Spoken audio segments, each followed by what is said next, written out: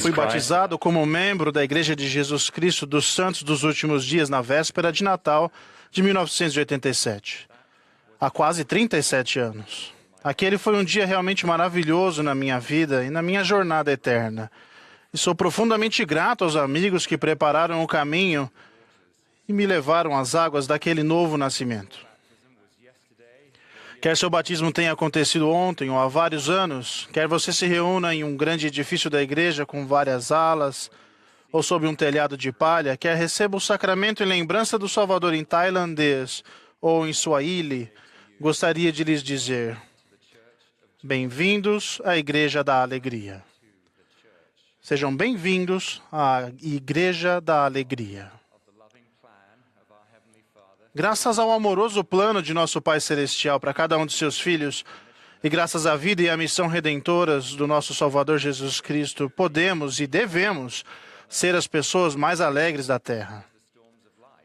Mesmo quando as tempestades da vida em um mundo muitas vezes conturbado caem sobre nós, podemos cultivar um sentimento crescente e permanente de alegria e paz interior devido à nossa esperança em Cristo e à compreensão do nosso próprio lugar no belo plano de felicidade. O apóstolo sênior do Senhor, o presidente Nelson, falou sobre a alegria que advém de uma vida centralizada em Jesus Cristo, em quase todos os discursos que proferiu desde que se tornou presidente da igreja. Ele resumiu tudo de maneira muito concisa. A alegria vem dele e por causa dele. Para os santos dos últimos dias, Jesus Cristo é alegria. Somos membros da Igreja de Jesus Cristo. Nós somos membros da Igreja da Alegria.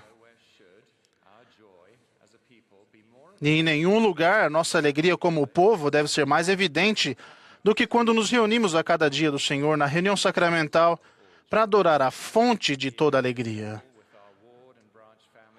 Lá nos reunimos com a família da nossa ala e nosso ramo para celebrar o sacramento da ceia do Senhor, nossa libertação do pecado e da morte e a poderosa graça do Salvador. Lá sentimos a alegria, o refúgio, o perdão, a ação de graças e o senso de pertencimento encontrados por meio de Jesus Cristo. Vocês encontram esse espírito de regozijo coletivo em Cristo? Vocês trazem esse espírito consigo? Talvez vocês achem que isso não tem muito a ver com vocês, ou talvez estejam simplesmente acostumados com a forma como as coisas sempre foram feitas. Mas todos nós podemos contribuir a despeito de idade ou de nosso chamado para tornar nossas reuniões sacramentais a hora mais alegre, mais centralizado em Cristo e mais acolhedor que pode ser, repleta de um espírito de alegre reverência. Alegre reverência? Isso existe? Vocês talvez perguntem. Sim, existe.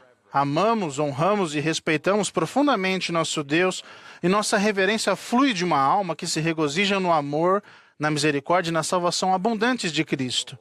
Essa alegre reverência ao Senhor deve caracterizar nossas sagradas reuniões sacramentais. No entanto, para muitas pessoas, reverência significa apenas isso. Cruzar os braços, curvar a cabeça e fechar os olhos e ficar parado por um tempo indeterminado. Essa pode ser uma maneira útil de se ensinar às crianças pequenas e cheias de energia, mas conforme crescemos e aprendemos, devemos ver que a reverência é muito mais do que isso. É assim que agiríamos se o Salvador estivesse conosco? Não, pois na sua presença há fartura de alegrias. Bem, para muitos de nós, essa transformação na reunião sacramental vai exigir prática. Nós não nos reunimos no dia do Senhor simplesmente para assistir à reunião sacramental e riscar um item de uma lista de coisas a fazer. Nós nos reunimos para adorar. Há uma diferença significativa entre esses dois conceitos. Frequentar significa estar presente, mas adorar é louvar e honrar intencionalmente nosso Deus de um modo que nos transforme. Se nos reunimos em lembrança do Salvador e da redenção que ele proporcionou, nosso semblante deve refletir nossa alegria e nossa gratidão. Certa vez, o elder F. Enzio Busca contou a história de quando era presidente de ramo e um rapaz da congregação olhou para ele no púlpito e perguntou em voz alta: "O que esse homem carrancudo está fazendo aí em cima?" Aqueles que se sentam ao púlpito, oradores, líderes, coralistas, e aqueles que se reúnem na congregação, comunicam uns aos outros esse sentimento de boas-vindas à Igreja da Alegria, por meio da expressão que trazem no semblante. Quando cantamos, será que nos unimos para louvar nosso Deus e Rei, independentemente da qualidade de nossa voz, ou apenas balbuciamos palavras ou simplesmente não cantamos nada?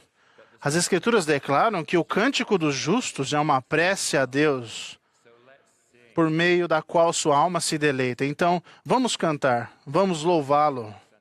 Centralizamos os discursos e testemunhos no Pai Celestial e em Jesus Cristo e nos frutos de se viver humildemente o Evangelho deles. Frutos que são mais doces do que tudo que é doce. Dessa forma, verdadeiramente, vamos nos banquetear até nos fartarmos, de modo que não teremos fome nem sede, e nossos fardos se tornarão mais leves por meio da alegria proporcionada pelo Filho. O glorioso ponto central de nossas reuniões é a bênção e o recebimento do sacramento em si, o pão e a água representando a dádiva expiatória do nosso Senhor e o propósito final de nos reunirmos. Esse é um momento sagrado de renovação espiritual, em que testificamos outra vez que estamos dispostos a tomar sobre nós o nome de Cristo e fazemos novamente o convênio de recordá-lo sempre e guardar seus mandamentos. Em alguns momentos da vida, talvez tomemos o sacramento com um coração angustiado e com um fardo pesado sobre os ombros. Em outras ocasiões, nós nos sentimos livres e aliviados de preocupações e problemas. Quando ouvimos atentamente a bênção do pão e da água e partilhamos desses símbolos sagrados, podemos refletir sobre o sacrifício do Salvador, sua agonia no Getsemane, sua angústia na cruz e as tristezas e dores que ele suportou em nosso favor. É isso que vai aliviar nossa alma à medida que nos conectarmos nosso sofrimento ao dele. Em outros momentos, nós nos sentiremos maravilhados e agradecidos pela bela e doce alegria que a magnífica dádiva de Jesus proporcionou em nossa vida e em nossa eternidade. Nós nos alegraremos pelo que ainda está por vir, nosso esperado reencontro com nosso Pai amado e com o Salvador ressuscitado. Talvez tenhamos sido condicionados a supor que o propósito do sacramento é se sentar no banco da igreja e pensar apenas em todas as formas que cometemos erros na semana anterior. Mas devemos mudar essa prática. Na quietude, podemos refletir sobre as muitas maneiras que vimos o Senhor nos buscar incessantemente com seu maravilhoso amor durante a semana. Podemos refletir sobre o que significa descobrir a alegria do arrependimento diário. Podemos agradecer pelas vezes em que o Salvador nos ajudou em nossas lutas e participou de nossas conquistas e pelas ocasiões em que sentimos sua graça, seu perdão, seu poder nos dando forças para superar dificuldades e carregar nossos fardos com paciência e até mesmo com bom ânimo. Sim, ponderamos sobre os sofrimentos e as injustiças infligidos ao nosso Redentor por causa de nossos pecados, o que nos leva a uma profunda reflexão. Mas às vezes ficamos paralisados aí, no jardim, na cruz, dentro do sepulcro. Deixamos de nos alegrar diante do sepulcro vazio, da derrota, da morte e da vitória de Cristo sobre tudo o que pode nos impedir de obter paz e retornar ao nosso lar celestial.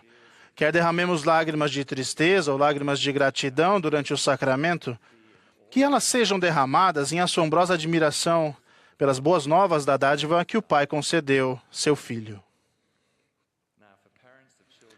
Agora, para os pais com filhos pequenos ou filhos com deficiência, geralmente não existe um momento de quietude e reflexão silenciosa durante o sacramento. Mas em pequenos momentos ao longo da semana, vocês podem, por exemplo, ensinar sobre o amor, a gratidão e a alegria que vocês sentem pelo Salvador e que recebem dele ao cuidarem constantemente de suas ovelhinhas. Nenhum esforço nessa busca é desperdiçado. Deus está totalmente ciente de vocês.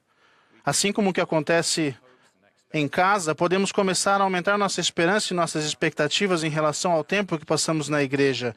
Nos conselhos de família, podemos debater como cada pessoa pode contribuir de forma significativa para receber bem todas as pessoas da igreja da alegria.